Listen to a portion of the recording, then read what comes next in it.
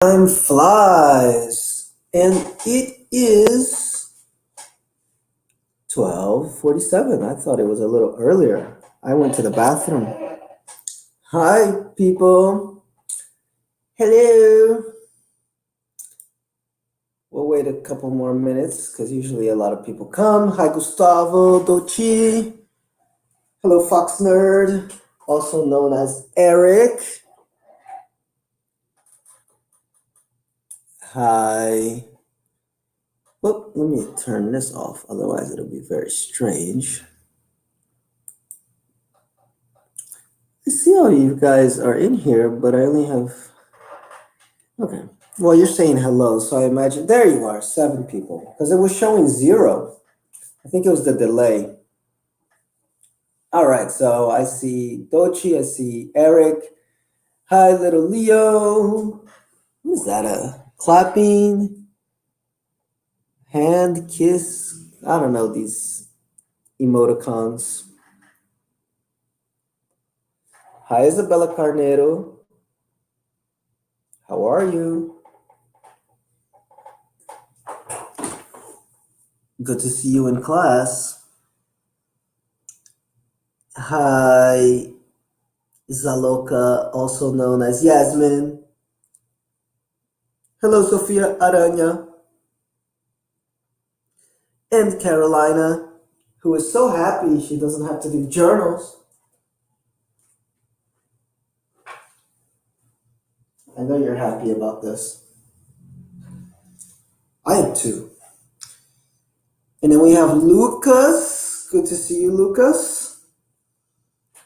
We have Sammy Souza. Look who's here. It's Sammy. Good to see you, Sammy. And we got Giovanni. Hello, Mr. Giovanni. You're all getting shout outs. Mohammed. You're late, Mohammed.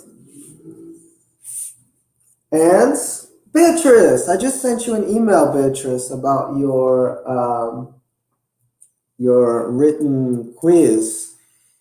So check that out about the historical documents. Guys, sometimes historical documents can be books. I'll give you that hint.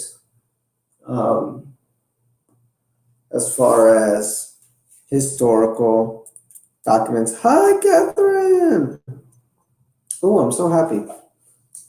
Everybody's coming. Good to see you, Catherine. So, guys, you remember that now we do not have quizzes. I'm sorry. We do not have journals.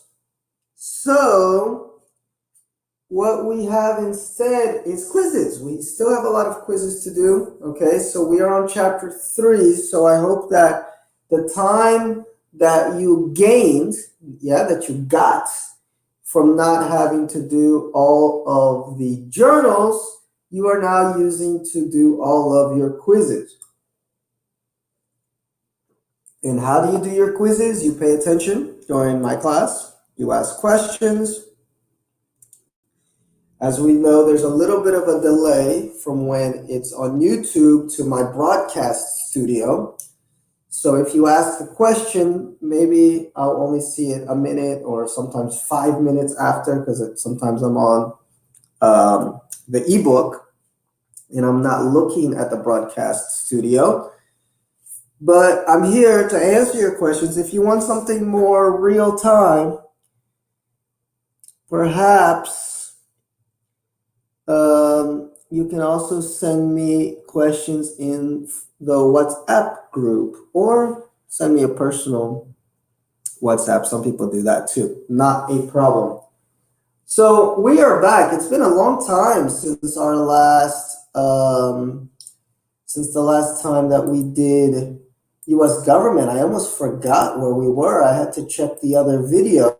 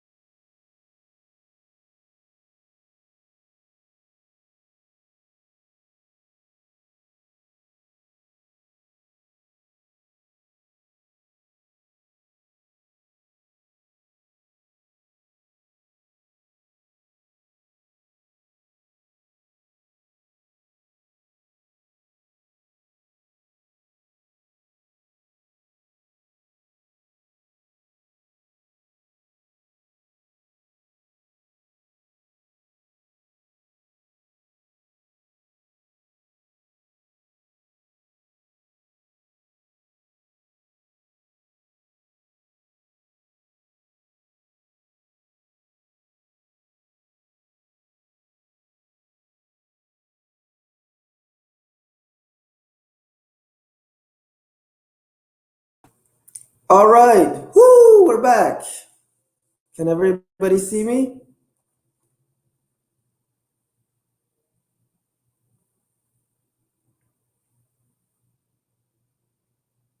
I'm sending a message here in the WhatsApp. I'm back. Okay. I thank you for not leaving. And let's go back. Although, yeah, I thought I would have to create. There's a fly in my room, which kind of sucks. It's very distracting. Anyway, as I was saying, we are back to doing the last class. We were studying the beginnings of the US government. What were the things that created the ideas? John Locke was one of these important people, okay, that wrote a very important historical document about US, the ideas of democracy, limited government, more power to the people. So these are some of the things that you can think about for your quiz, okay? But today we are going to move ahead, but I do have to reopen the ebook. So if you have your ebook with you, open it up. And this is where I'm going to share the screen because it's easier for me. So let me share screen. There I am. But I'm going to make myself small because it's easier for you to see that way. Okay. And there you go. I'm going to open up my US government. Oh, there you go. So, excuse me. So today we are going to start with chapter 3, which is the Constitution. The Constitution. And figure out what we need to do about it. So there's 1, 2, 3, 4 lessons in it, and we should be able to get through it. Again, guys, if you have questions, write them in the chat box, okay? And or write them on the WhatsApp because I can see it faster here, okay? Because if I'm on the ebook, obviously I can't see the broadcast studio. So sometimes I may take a minute to answer your questions, but please ask questions. But you guys, we did a lot of this stuff in US history, so a lot of it may be review. And we're going to begin by thinking about democratic values. What are democratic values? Okay, there are many. In fact, I'll let you write some in the chat box. I'll see if you're paying attention, and then I'll check. So there are different democratic values, and when people are running for president, a lot of times they mention these democratic values to connect with voters. So voters remember, hey, this guy is a real American. He's talking about the values that we think are important to us as Americans. So what are these values? Think about it. Think about all the documents that we have looked at so far that got us to the Constitution. What are some of the values that you see written in them? Okay, what are some of the values that you see written in them? So as I'm talking here, if you want to put that in your nice little chat box, okay, so think about some democratic values and write them here. Hi, Julia. Okay, think about some democratic values and write them here, okay? Especially which values were in a lot of the documents that we saw leading up to the Constitution. Okay, so think about that. I'm sure you can think of some nice ones because we studied a lot of nice ones. So lesson 1, structures and principles of the Constitution. What is the structure of the Constitution and how is it made up? You know, what are the principles of it? What are the main ideas of it? The first one is that it divides the power. It divides power, and I'm not talking about the 3 branches of government. I'm talking about dividing power between national and states. Okay? National and state. Because that was the big argument at the time. How much power should the central government have? How much power should the states have? They tried with the Articles of Constitution to give the states more rights, but they saw that that was a mess. Didn't really work that well because every state acted too independently, and then it didn't feel like it was a country. It felt like a lot of people they were friendly with each other, but everybody doing their own thing. Everybody could put a lot of taxes on each other for imports from state to state. There wasn't any money that was equal across all the states, so it didn't really work. Okay, so they came up with this Constitution. So what is the structure? Well, first, the Constitutional Convention was in 1787. Okay, and they were thinking about we need a new system of government. Because before this, we were under the Articles of Confederation. And it wasn't working very well. And they felt that any government institution with too much power would become tyrannical. But hey, sometimes you need a little bit of government in order to keep order. Okay, so how do we do this? The Articles made the government too weak.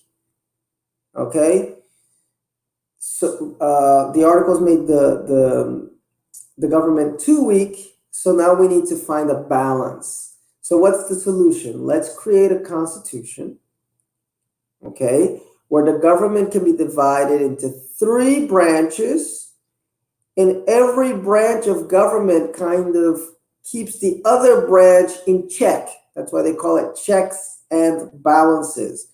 So each branch of government is going to help the other branch of government not become too powerful.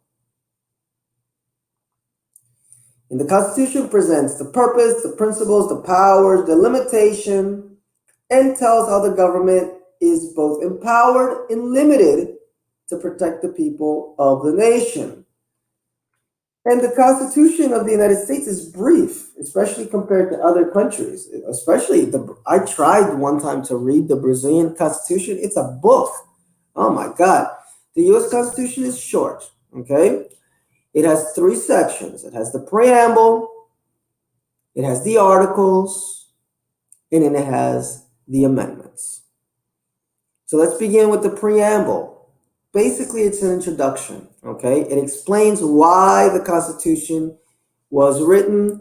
In here, we have the famous lines, "We the people of the United States, in order to form a more perfect union, establish justice, ensure domestic tranquility, provide for the common defense, promote the general welfare, and secure the blessings of liberty to ourselves in our prosperity." So you got 6 things there.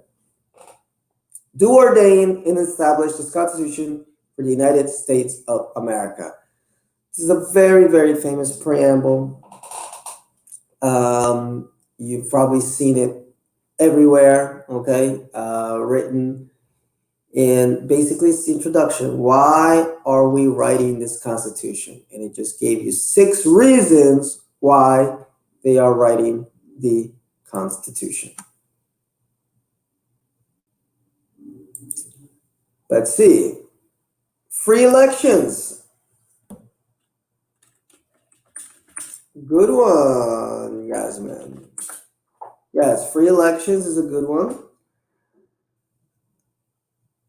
Well, Eric, a constitution is not exactly a principle of democracy. Think of what you can do, in a democracy. What you can do. Think about you as a person. What is a value of democracy? Having free elections, definitely, right? You don't want a dictator that says, "I am the president." Universal sovereignty. Well, yeah, you have to explain what you mean by that, Gustavo. I'm not exactly sure what you mean by universal sovereignty. Um, like in outer space? I'm joking. I think I know what you mean by universal sovereignty. Like the country has the right to say we are an independent state, but I don't know if that's exactly a democratic value, because you can be a dictatorship and still say we are a sovereign state. You have to um, treat us like we are a actual country. So I'm not sure that one is gonna fit. Think of some other things. All right, so I like that. So in terms of certain years, Yasmin says the president exercises power for 4 years and there's a new election. So not only free elections, but a transference of power. Okay. In English, we would call this a transfer of power. Yes, we don't want the same president for 20, 30, or more years. In fact, that's the reason that they wrote that amendment. They kind of changed in it. Remember, FDR was president for 4 terms. He died in the sort of beginning of his fourth term, but I believe he was president for, is that 4, 8, 12, maybe 14 years, 13 or 14 years. That's a long time to have one president. So before FDR, people just did it out of tradition, because George Washington, he was president for 4 years and then he stepped down, or either for 4 years or 2 terms of 4 and 4. But anyway, so every president after just said, hey, let's follow George Washington's example. 4 years is good. If people want another term, we'll give them another 4 years and then goodbye. But it was never a law. So that's why FDR just continued and continued and continued. And they changed that because, yes, transfer of power is a definite value of democracy. Continuing, but you can still think of more as I'm talking. Continuing on, we have the articles. So first we have the preamble, which is the introduction. Okay.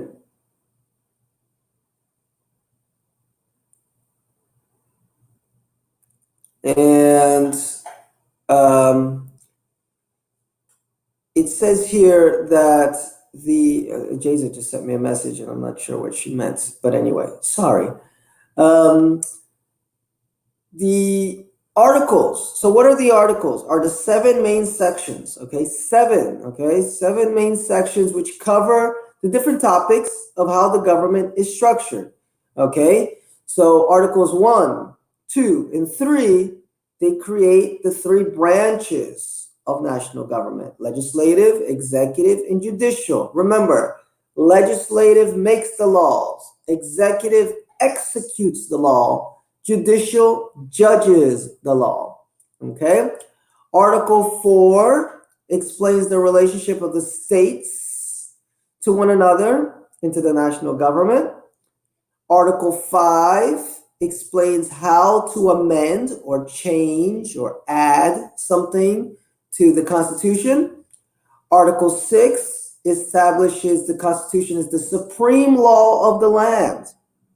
So you can have state laws, but if there's a dispute within the state, you can go to the Constitution and say, look, the Constitution says this. So I feel that this state law does not follow the Constitution, right? Article 7 addresses ratification, okay? And what is ratification is how it is that a state can make, how it is that the country can make something a law. To ratify means to vote something as yes. And then the last part of our beautiful Constitution, we have the preamble, we have the articles, and then we have the amendments, okay? And these are the changes to the original document. The Constitution has been amended 27 times. Some of these amendments are about people's rights, while some modify the rules or structures for the government. And several of them extend the rights to vote for slaves, women, okay, residents of the District of Columbia, and young people. Okay, so there are many, many, many amendments. I know you love amendments. These are your favorite things in the world. And principles of the U.S. Constitution. We're going to get to that in a second, but first let me see if we have any more answers. No more answers here, but think there's more. There's definitely more principles to democracy. What principles are reflected in the U.S. Constitution? First is the government is limited, okay? We don't want a powerful government. We want to cover a government that is limited, doesn't have that much power. Next is that power will be shared between national and federal governments. Okay, that's the second principle. And that within the national government, there will be the three branches to keep each other in check, okay? Also, we have a principle of individual rights, okay? And balancing those rights with public good. So you can't have the right to kill somebody, obviously, okay? So your personal rights can't stop my personal rights of being alive or having money or having property and things like that, right? So you have some of these principles in the Declaration of Independence, and they show that the founders of America really, really, really believed in these rights strongly, and they are reflections of their experience with Britain, the American Revolution, and the Articles of Confederation. So all of these things happen in order to make the Constitution happen. There's a video here with Barack Obama, but guys, I'm not playing videos anymore because they give me bans.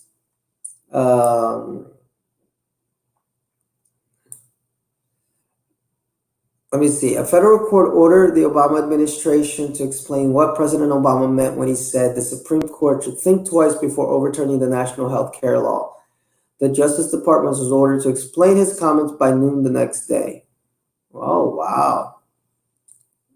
Yeah, because the president can't just tell or threaten the Supreme Court to do something, because he was trying to pass a law, but there's ways to pass laws, okay? You can't just say, this is going to be the law. But anyway, so essential question, how does the U.S. Constitution structure government and divide power between the national and state governments, okay? We just talked about that. So popular sovereignty and republicanism. The Constitution is based on the idea of popular sovereignty. That means rule by the people. If people think something should be done, it needs to be done. Okay? And also consent by the people. The people have the authority to say, we want this government, we don't want this government. And also they use a Republican system, okay? And the Republican system is that we choose people to represent us in these discussions. We talked about this already in US government. America is not a true democracy, because in a true democracy, if the majority of the people want to do something, we are going to do it. And guess what? Sometimes the majority does not choose good things, right? And especially it can affect minorities. So, like women couldn't vote because why? Majority of people thought women shouldn't vote. Women should stay home and cook. Well, in a true democracy, maybe today in 2020, women still would not vote because the majority said so. But in a Republican system, no, you get these elected officials who can be your voice. And since they're being elected, and if they see that there's enough people that aren't going to vote for them, if they don't do something, usually they will do what you ask, right? The other principle we just saw, limited government, less government, okay? And that includes in the marketplace, because we talked about that, laissez-faire. Federalism. This means that there's a split between the federal and national governments. Each state has authority over its local government. But at the end of the day, there is the federal law, okay? But this creates a nice relationship between the federal and the state because it does give the state enough freedom. This is where you can go to America, and I think maybe in Brazil it's probably the same, you can tell me. But in America, you can go to one state, and there you can drive when you are 15 or 14. And then in another state, you can drive when you're 16. Or in one state, it's a federal law that you can have a gun. Everybody in America can have a gun. That's the Second Amendment. But in some states, you can only have a gun in your house, like New Jersey. In fact, I have a friend that lives in Pennsylvania, and there they can have guns in the open, in the car even. So when he goes to New Jersey, he has to remember, put my gun in my trunk, in the back seat. Well, not the back seat, in the trunk, which is the back of the car, because the state laws are different. Texas, for example, I think you can have a gun open, like you can go to Starbucks with a gun on your side. So you see, each state is different. But what can't a state do? A state can't say, you cannot have guns. Why? Because the federal law says you can have guns. But they can have little ways to interpret the law. Yes, you can have guns, but only in your house. Yes, you can have guns, but not in your car. But yes, on your body.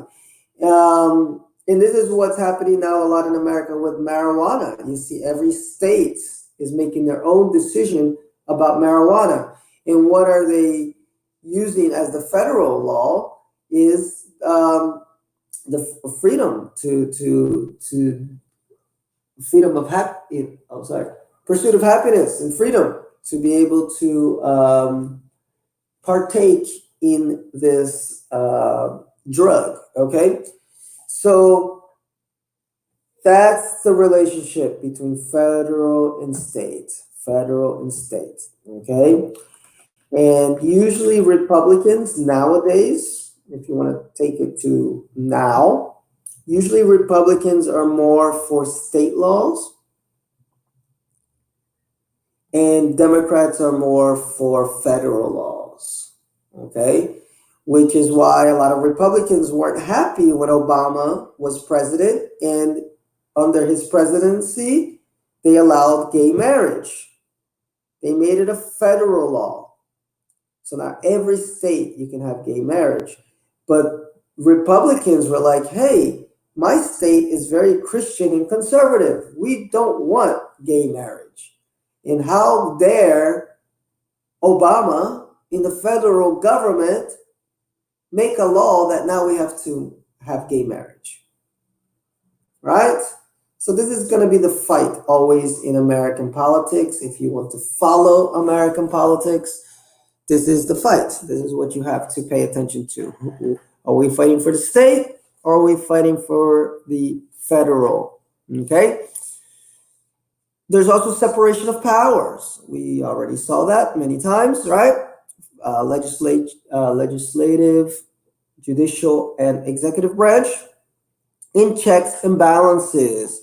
So where you can veto a bill. For example, if Congress passes a law, but if the president doesn't like the law, he can veto. Okay? But Congress can override the veto by a 2/3 vote in each chamber. The judicial branch checks the power of Congress and the executive by ruling on the constitutionality of the law. So imagine Congress makes a law, the president signs it and says, hey, this can be a law. Guess what? It still has to go to the judicial branch, and the judicial branch has to look and see, does this go against the Constitution or not? Okay, so there's a lot of checks and balances, and that's why local elections are important. Because imagine if we have a majority of Republicans in Congress, the president is a Republican, and as is happening right now, the majority of the Supreme Court is more conservative. That's when you can have an easier way to make laws that serve a more conservative ideology. And the same would happen if it was more Democrats. So it's nice to have a balance so that we don't have a president or a government where it's very easy to always pass laws and change laws to really change the country too much one way or too much the other. Okay, but that's the reason why when there is an election for governor, for senator, for a member of Congress, sometimes the president will go and he'll support those people because he realizes I need these votes if I want to make a law, or if they want to make a law. We need more people from our side. All right, I hope everybody is with me. We're going to get to page 5. Individual rights, obviously. We have the Bill of Rights, which gives us a lot of individual rights. And again, it needs to be balanced. I can't decide tomorrow that it's my right to take everybody's money. That, I don't know, if there's a millionaire, every millionaire needs to give me half of their money. No, this is not an individual right because they worked to get their millions, okay? So the individual right has to be balanced with what's good for everybody. And although the Constitution is 200 years old, it's still the basis for the government, okay? And it's flexible, it's dynamic, and we see it being used all the time, even today, to deal with issues around the country. So, guys, any questions so far? That is the end of lesson 1. Let me see. My name is Aloka, is Yasmin. Oh, okay, Jason was asking. Yes. All right, so cool. We talked about we just talked about a lot of principles of democracy, and they happen to also be in the Constitution. So Carolina, if you're there, you can hear me. Can you give me one more principle of democracy or of the Constitution? Because Yasmin said, which is cool, presidential terms, so we don't have a dictator, free elections. So think of another principle of democracy. And what about you, Eric? Think of a principle of democracy that we just read now. Why you? Because you're talking. Why not you? So think about it, guys. What are some principles of democracy or that are in the book? So if you have your ebook open, which I know you do, look, I'm gonna look there. Do you have your ebook open? Okay, if you have your ebook open, let me take my glasses off because I get a glare. If you have your ebook open, Lesson 1, Chapter 3, we just saw all these principles of democracy, which kind of are the same as the principles in the Constitution. So, which one can you think of? I need some answers. Freedom! There's Muhammad. Yeah, liberty. That's a big one, guys. We like to call it individual liberty. Individual liberty. Okay. So for women, if you want to stay at home and be a housewife, good for you.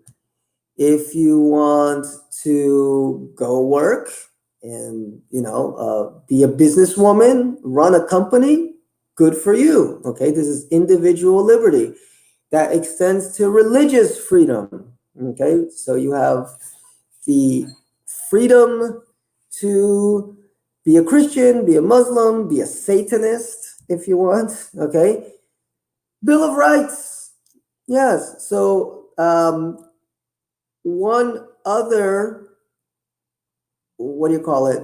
principle of democracy is people's rights. Okay, people's rights. So the Bill of Rights tells us what our rights are. So I'm going to put people's I hate this keyboard from the computer, guys.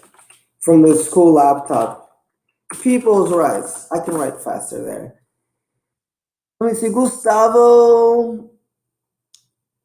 Right to have private property. Yes. And you can put that under individual rights. It kind of goes under individual rights. So yes, guys, these are some of the principles. Let's just to review a few more that you can have. Oh, what happened? Oh. We can have equality. Equality. How about that? Oh, Julia, you wrote equality. I didn't see. I had gone to the ebook. But yeah, equality is a great one. So women and blacks having the right to vote. That's an example of YouTube rejected your comment. This usually means they think it's spam. It's not spam. Minorities having the right. There you go. Which page am I looking at, Mohammed? I'm on Chapter 3. If you look at Analyzing Primary Sources, it's the tab right before Lesson 1. There's a paragraph there that gives you all the different democratic values, okay? So we have liberty, equality, limited government, we said already. The consent to be governed.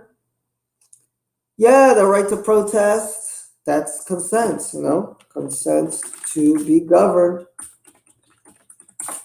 Because if you don't like the way the government is going, you can protest. So you're giving the government permission. Representation, that's a great one too, which has to do with free elections. So these are some of these values of freedom, which we see in the Constitution.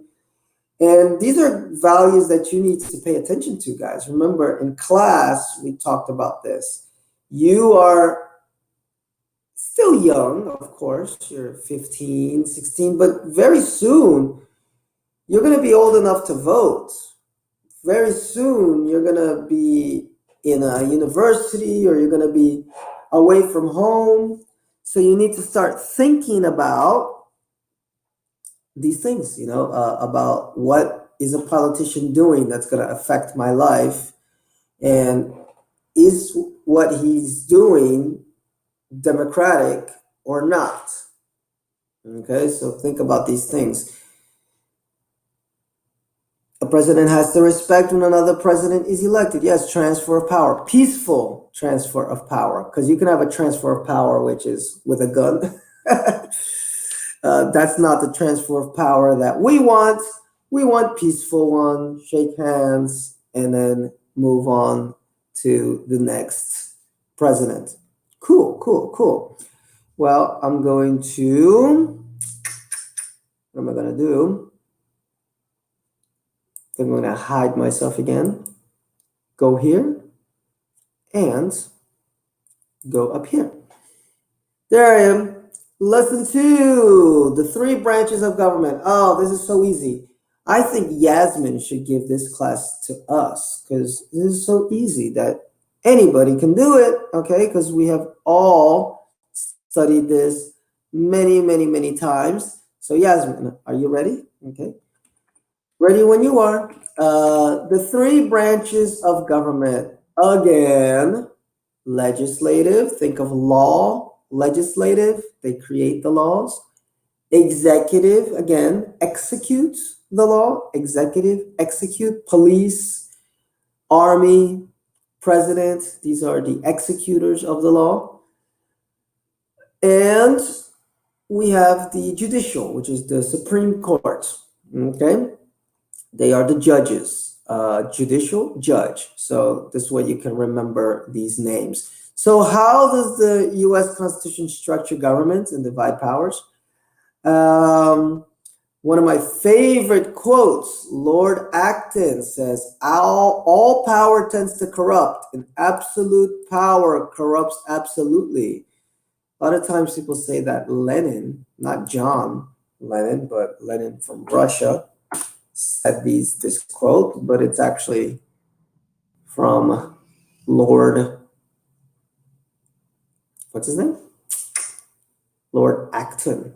That's interesting because I always saw it from somebody else.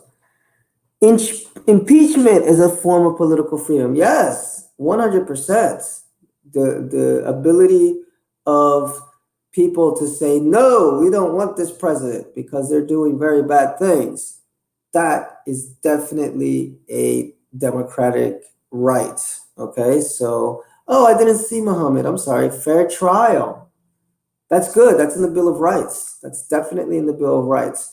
So if you want some very important democratic freedoms, read the Bill of Rights. The 10 first amendments to the Constitution. It's called the Bill of Rights. That's going to give you 10 democratic principles. Although some people can disagree about guns, a lot of people agree that, hey, the right to protect myself against the government is my right, okay? Because that's why they wrote that as the Second Amendment. It's not to protect your house from bandidos, okay? Of course, you can do this too. But the idea, the original idea is, hey, we need to protect ourselves from the government. If the government wants to become tyrannical, just like we did against England, we will get our guns and we will fight the government, okay? That's the original reason for the Second Amendment. And it's interesting to note that almost every dictatorship, one of the first things that they do is limit people's rights to have a gun. So you can think about that and draw your own conclusions. Anyway, So how does the Constitution structure government and divide power? Okay, let's get to that.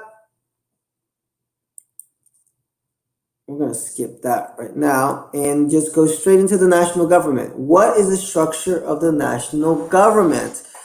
So it took a long time to get this constitution drafted into law and get ratified and approved. It had to be approved by 9 out of the 13 states. Okay, and supporters of this constitution had to convince others that it wouldn't create a government that was too strong.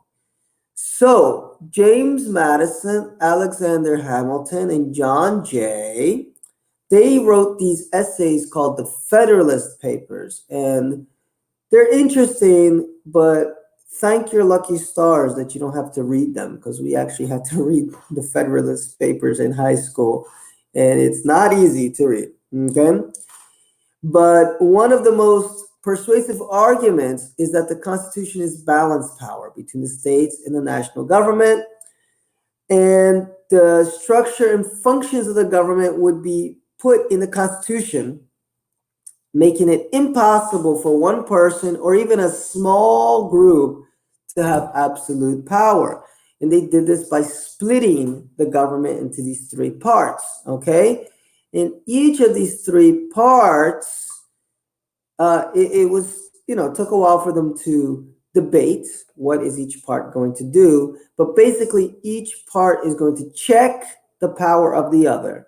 So a vocabulary that you probably remember from U.S. history 1 is checks and balances. Checks and balances. I'm trying to kill a fly. I don't know where this fly came from. You're welcome, Catherine. That was a good answer. So thank you for a good answer.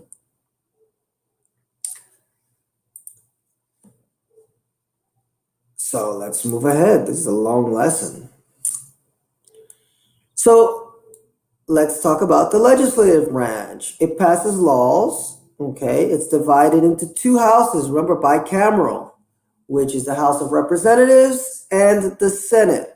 House of Representatives is directly elected by a popular vote.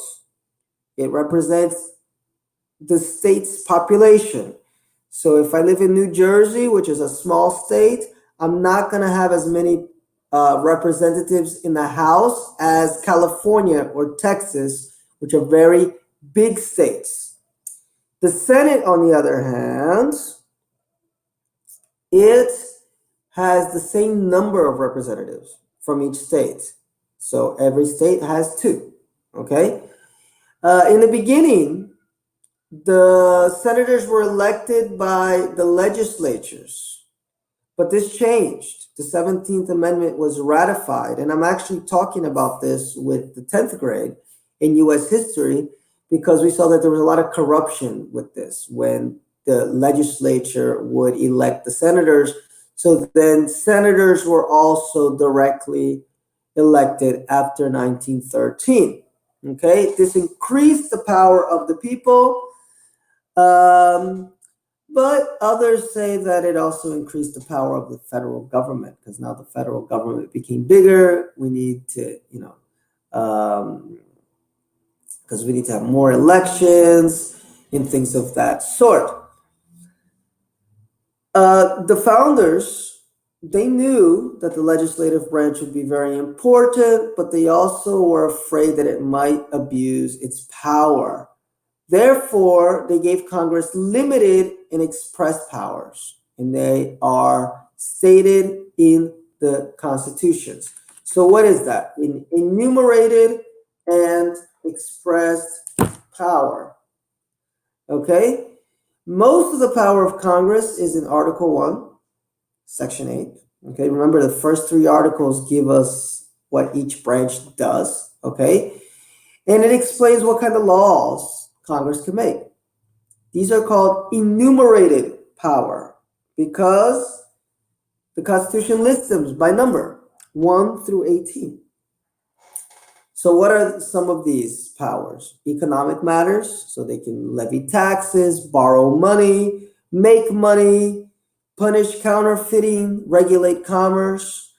They also have to do with national defense. The Congress can declare war. They can raise and support armed forces, organize the militia. Congress also has the power to naturalize citizens, establish post office and courts. So see how they're being very specific about what it is that the Congress can do. Because imagine, if you're the ones making the laws, you can just make whatever law you think is good. So, it's not necessarily good for the people. So the Constitution made it very clear. These are the laws that you can make, and these are the ones that you can't. Or if it's not here, don't do it. Okay? And the final enumerated power says that Congress has the authority to make all laws which shall be necessary and proper for carrying into execution the foregoing powers. So this is the elastic clause, because it lets Congress stretch its powers to meet situations that founders could not anticipate. But how far can Congress take this power? Okay, and there was a case in 1819, McCulloch versus Maryland, which was about Congress's power to create a national bank. Okay, so do you understand what's happening?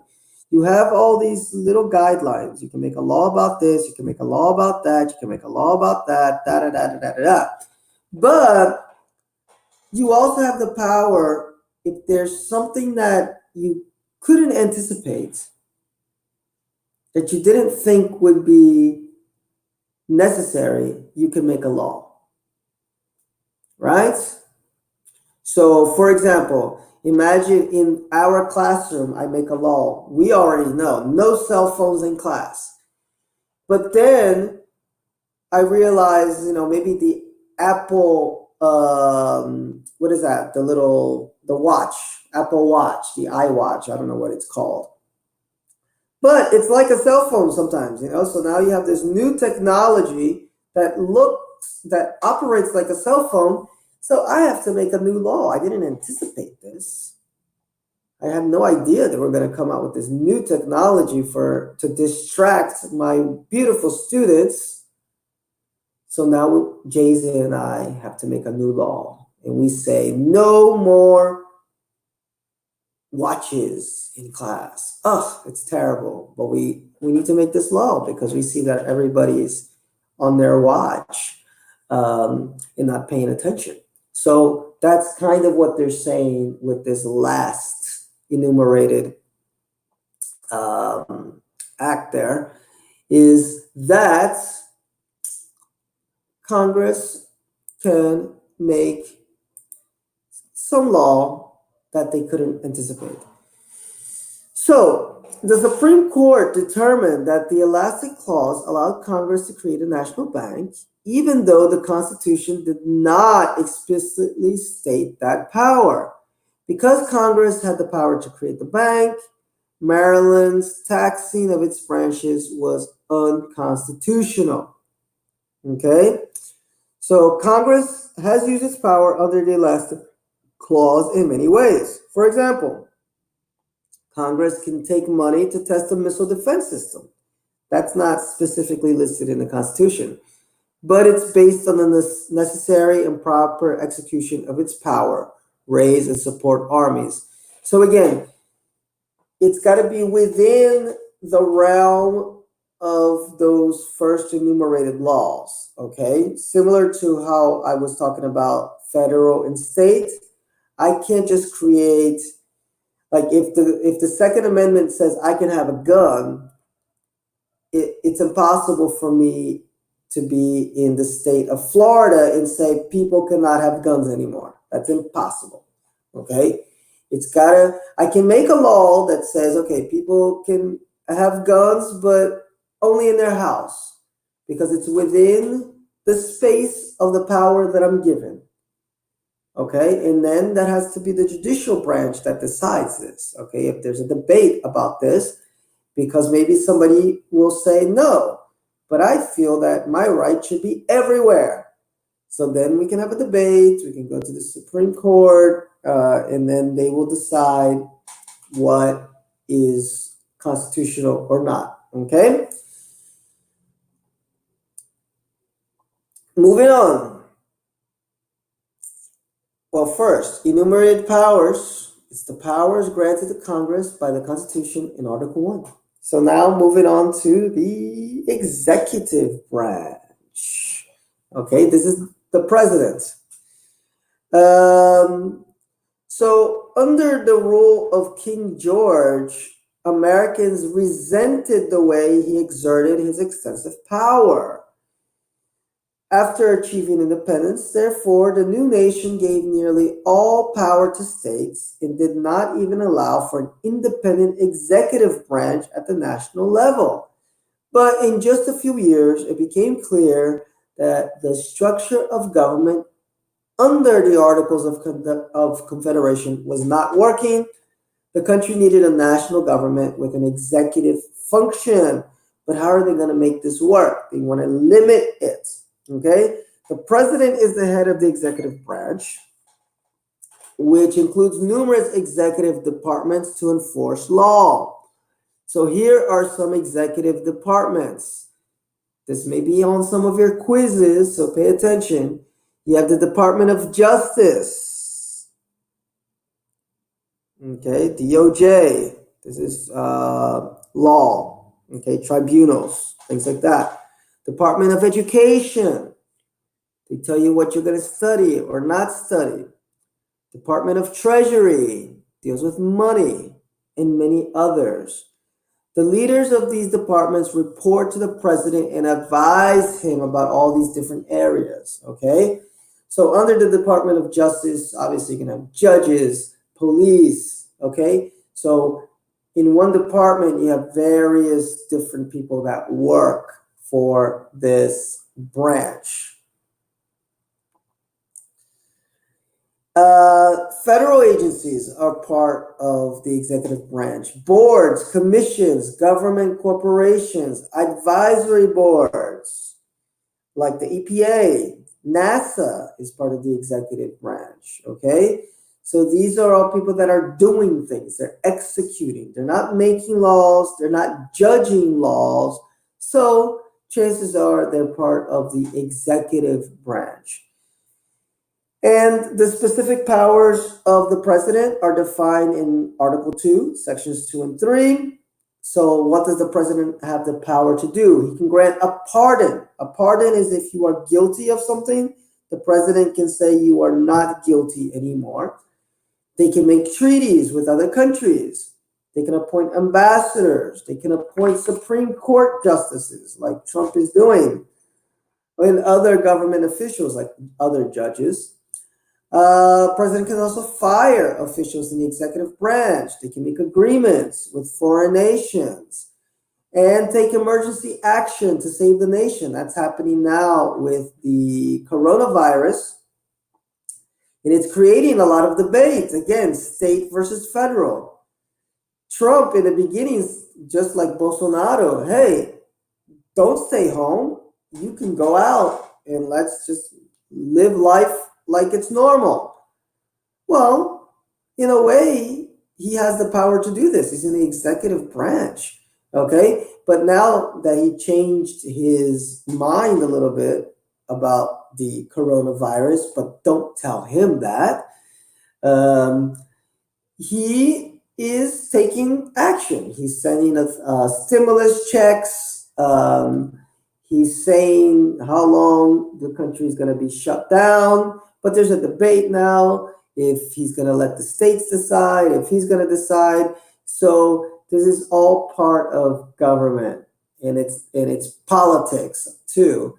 But do the states have more rights? Does the federal government have more rights? And the same thing is happening here in Brazil, because Bolsonaro is fighting with all the governors, because the governors are saying, hey, we want to stay in quarantine forever. And Bolsonaro is saying, man, we can't stay forever because it's going to kill the economy. So go back to work. And it's a heated debate. And of course, it's political too. But it goes to what we're talking about now. It's the root of a republic. A republic has federal versus state power and finding the balance of it. So it's very interesting stuff right now, whether you agree with one side or the other, because it's exactly what we're learning, is exactly what's happening right now in Brazil and America, because Brazil is a republic too. Has a few things that are different, but it's based on a similar system. So the founders also realized we needed a strong army to protect the U.S. Okay, and they realized it had to make it limited, because if you have a big army, the army can take control of the people. So what was the solution? Make the military subject to civilian authority and divide control over the military between different branches of the government. So different branches of the government control what the military can do. The president is called the commander-in-chief, and Congress is the only one that can declare war. And this became a big issue during the Bush administration, because Bush wanted to go to war with Iraq and Congress said no. So Bush said, forget the Constitution. I'm going to go to the United Nations and make a case to go to war. And they just did. So a lot of people to this day are very angry with Bush about this, right? Because they feel that Iraq wasn't a war that we should have fought after 9/11. And he kind of did it. Well, he didn't kind of do it. He did it unconstitutionally. He kind of got around the Constitution. So that wasn't cool. And we can still see the effects of it today. In Obama, hey, he wasn't so great either, because his way to go around this is he would, Obama would send drones. So technically they're not at war, it's just drones. And he'd call it kinetic military action, whatever that means. So they come up with these strange names or an insurgent or aid. They'll come up with these different words so that it's not technically war, like World War II, World War I, Vietnam War, in order to get around Congress and get the military into a country and kill a lot of people. Okay? So you got to be careful with these guys. Muhammad said that Hamilton wrote 51 of them. And have you read all 51, Muhammad? You let me know. Let me know in the comments if you have read all 51. Anyway, let's go back here. Let me make this bigger. There you go.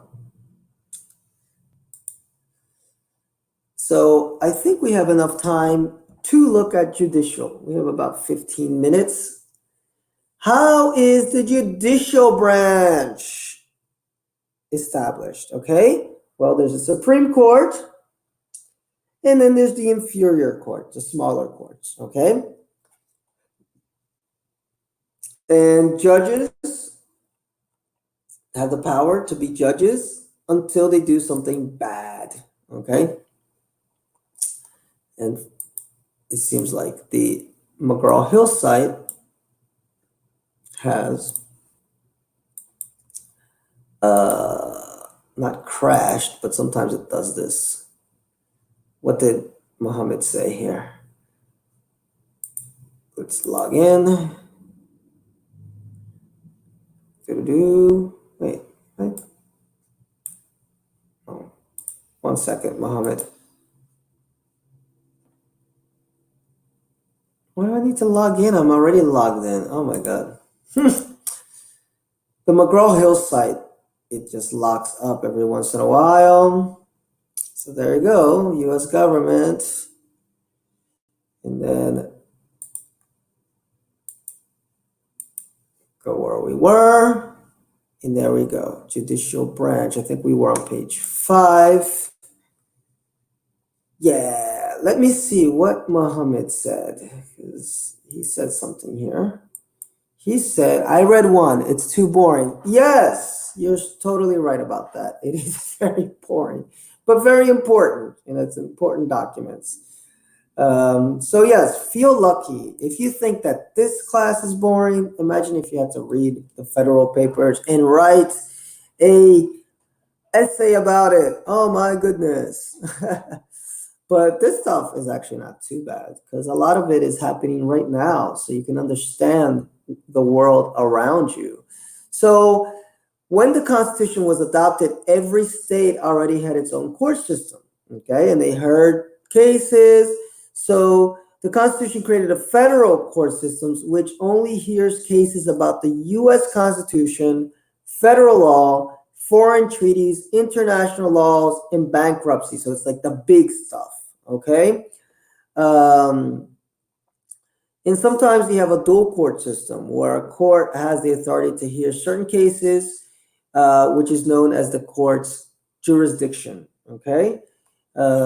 So this is the separation between the higher courts, lower courts, federal versus state courts. Judicial review. Much of the judicial branch power comes from this ability of it to interpret the Constitution and even overturn laws that violate the Constitution. Question for you guys, easy question. Come on, put it in the comments. What's the one law that was changed? They made the law and then they realized a few years later, oh my God, this is a really bad amendment. It was so stupid. Let's change it. So write that in the comments if you remember that. I know you do. It's a pretty easy one. But that was after some judicial review. They realized, hey, I think that this law is kind of stupid. The very first case of judicial review, Marbury versus Madison, does that ring a bell? And it concerned a Judiciary Act. The court decided that this law gave the court more power than the Constitution allowed. So the law was unconstitutional. Chief Justice John Marshall wrote the opinion for an unanimous court, which said the law is unconstitutional. Okay, so this is the first time that we had judicial review in the United States. And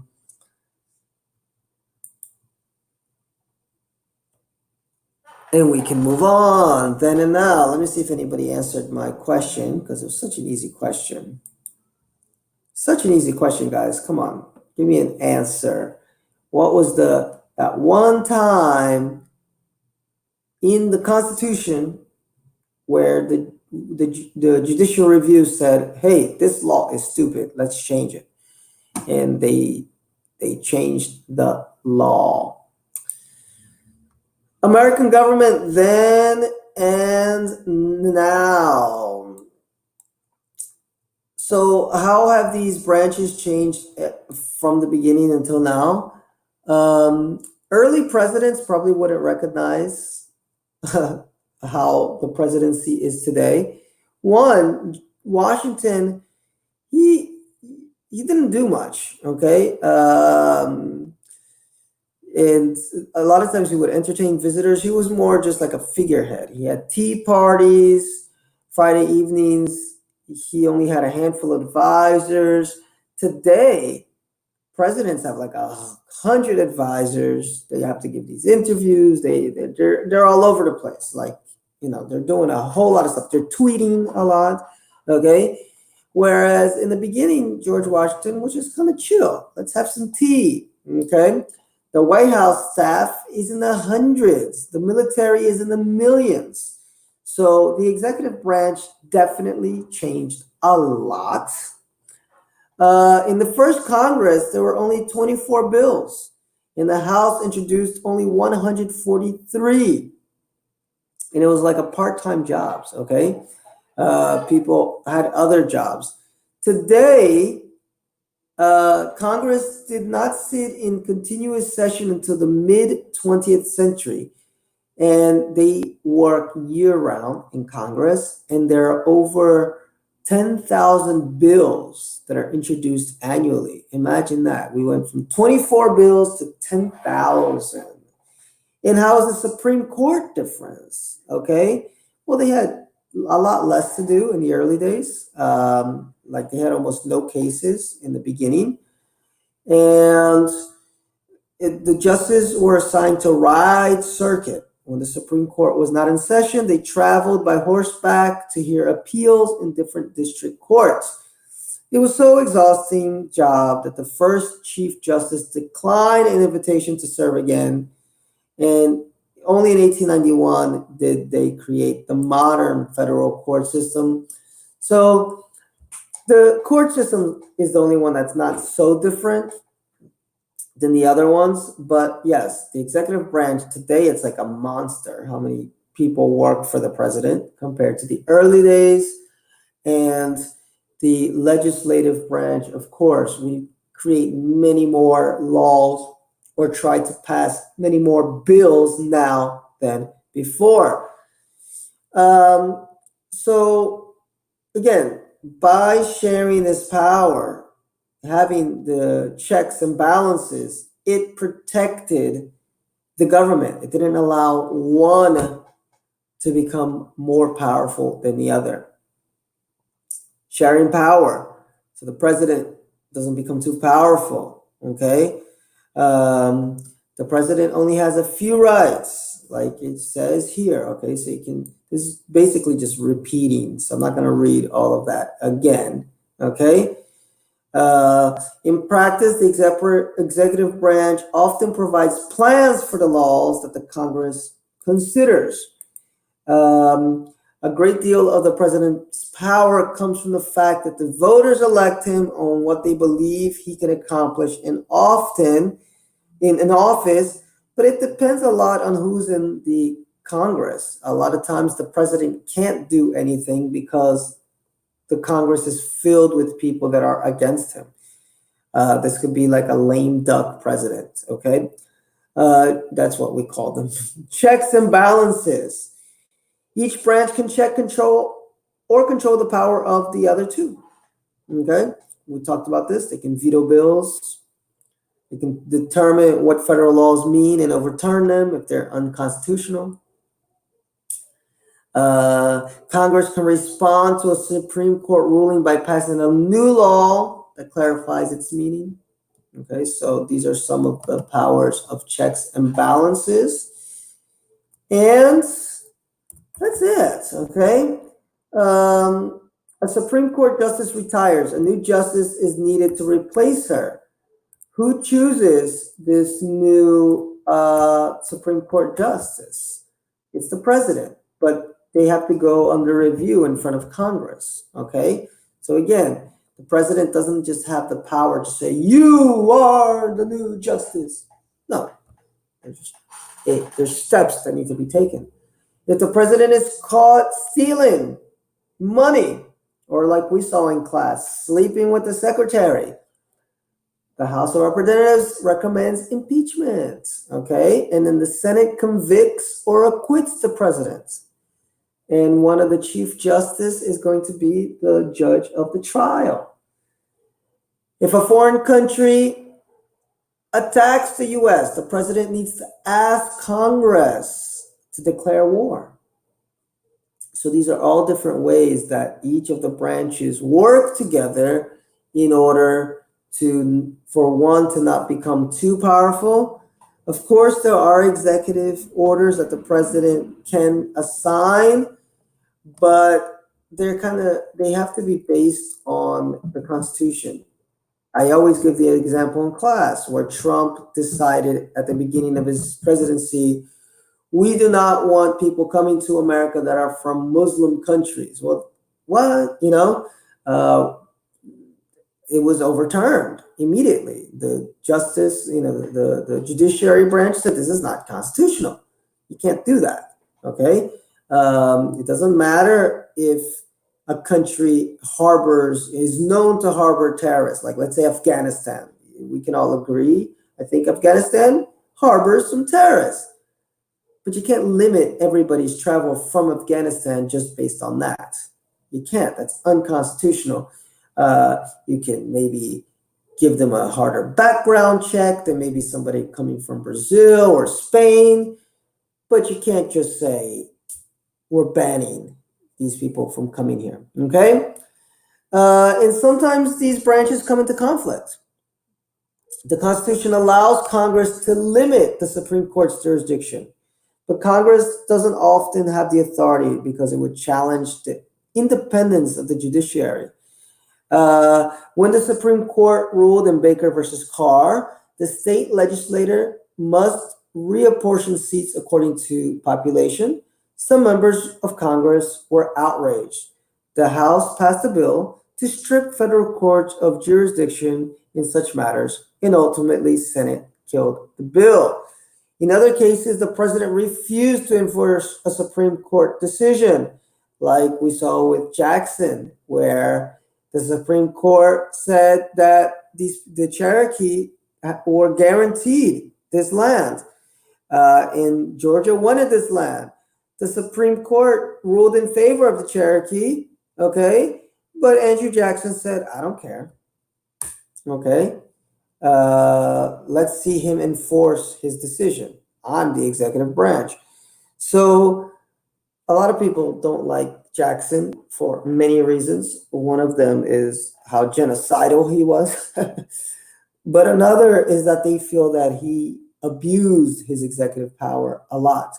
So this system is nice, but it's not perfect, right, guys? No system is perfect. There's always ways to abuse the system, to find ways around the system. And thank you, Giovanni. Yes, that is the correct one. So now, do you remember, Catherine? It's that one about prohibition of alcohol. Good one. And Isabella, yes, now you remember. So guys, that's it for today. We didn't finish the chapter, but we will in the next class. And then we're going to have a lab class like we did last time where you guys can ask me questions. Or maybe we didn't have one yet with you guys. I did one with 10th grade and it was really cool. But then it's on Zoom. If we do one like that, it's on Zoom, where you can ask me questions live. It's, without the delay. Quiz questions. Well, we don't have journals anymore, so don't worry about that. So mostly quiz questions about the reading. So the next U.S. government class that we have, we will finish. Well, actually, we finished chapter 3. Or no, there's still lesson 3 and 4. So there's still 2 more lessons. So we still have a little bit of work to do. And so in the meantime, though, catch up on your quizzes from chapter 1 and chapter 2, because now you definitely have enough time to do this because of no journals. And let's see if we can all be together on chapter 3 by next week. No class on Tuesday, so have a nice time with your family. I don't know, another holiday. I don't know what holiday it is, but apparently no class on Tuesday. Thank you guys for paying attention in class, for answering the questions when I asked you. It makes my job a little bit more fun. I don't feel like I'm just talking. It's kind of cool that you are participating. It's very cool that you're participating. And if you have any questions on quizzes, anything, just email me like I saw my friend Bia did, okay? And I will answer you as soon as I can get to it, okay? So guys, have a good one. Class is officially over. Adios, amigos.